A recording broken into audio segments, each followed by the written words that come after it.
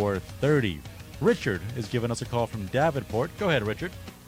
Hello? Yeah, go ahead, Richard. Hey, so I'm curious to see what information you might be able to help me out with. I got a 2019 F-150 5-liter. It's consuming oil in between oil changes. I had it once at Rush Truck Center. They threw a computer program on it in between oil changes one cycle, and they added a longer dipstick to it as well. But I'm still dealing with the same problem. Okay. So they did do the reflash on the computer? Yes, and between, I don't know, one or two cycles of oil changes, it was good. And then I guess the computer just reset itself, and now it's back to consuming oil. I mean, it consumed 2 to 3 quarts of oil in between oil changes. Wow. Richard, this is the situation, and this is something that here in the last year or so I've had this come up on several 5.0-liter F-150s. What happens is the variable cam timing solenoids will actually keep the cams advanced too long during deceleration. And when that happens, the maximum in most cases of engine vacuum, an engine that I thought you could ever have, was about 20 inches, and that's if an engine's running perfect dead at idle. But what's happening is on decel on these engines, these things are going up to 30 inches of vacuum, and the PCV system is literally sucking oil right straight out of the engine. And what this program is supposed to do is to actually, the variable cam timing solenoids is actually supposed to alleviate the advance on these cam phasers so that the engine's not running in this real high vacuum range whenever you decelerate.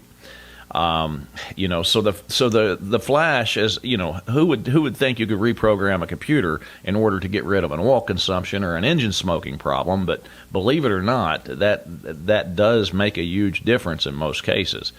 Now, the other thing too is there is a couple other things here that can be done. Number one, what weight of oil are you running in this engine, Richard? 5W20. All right. You no longer use 5W20, period. Ever. Never put another drop of 20 weight in that engine. You can actually use a 550 in that engine if you want to. It won't hurt a thing. Same oiling system, same everything as the, Mustang GTs use pretty much the same engine, and, most of those run the 550 in those. So you can run a higher viscosity oil like a 550, and that's also going to help. The second thing that I would probably recommend is putting what we call a catch can. I don't normally recommend them because we don't normally need them if we run the right viscosity oil. But in your case, I think the 550 oil, which isn't going to hurt a thing here in Central Florida, you're going to be fine and dandy. Just make the engine outlast the rest of the truck. The other thing, too, is a catch can.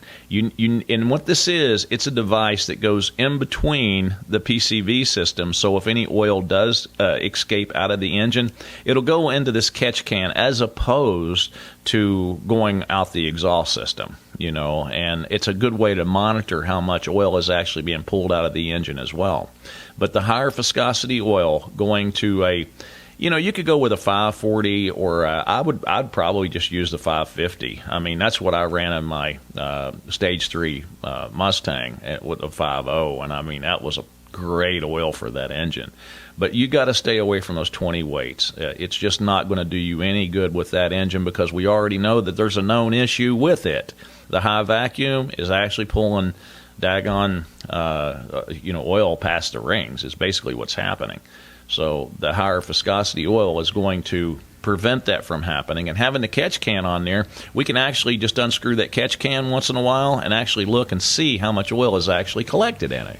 So nothing major wrong with your motor. You haven't done anything wrong. This was just some computer glitching crazy from the engineers, Ford Manufacturing. So, but this can be resolved without anything major. So. Thanks for the call. I hope that helps you. If you need any other info on this, Larry at magicmechanic.com. I'm more than willing to share all this information with you.